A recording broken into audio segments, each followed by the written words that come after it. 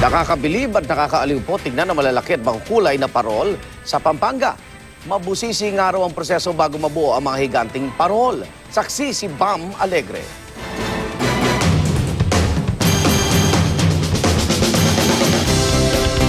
Kahapon pa lang bumida na ang mga nagniningning at naglalakihang parol na kalahok sa sikat na Giant Lantern Festival. Ang mga nagkikislapang ilaw ng bawat parol, sabay sa indak ng mga upbeat music at himig ng Pasko.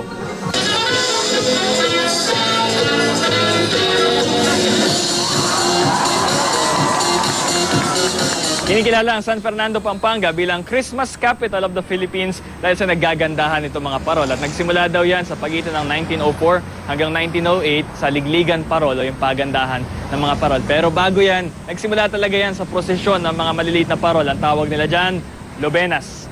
Si Mang Rizky nakagisna ng kabuhayan sa loob ng 25 taon ang paggawa ng parol.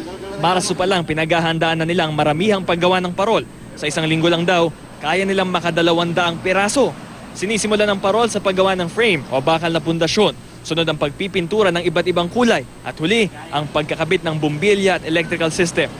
Para makabuena mano sa mga gustong makamura, binabawasan daw ni Mang Rizky ng 1/4 ang presyo ng mga parol niya habang papalapit na ang Pasko. Hindi pwedeng gagawa ng isang parol. Dapat naka-session, pinakamababa 20. Isang design. Hindi pwedeng gagawa ng isa. Pinakamababa 50 ganun.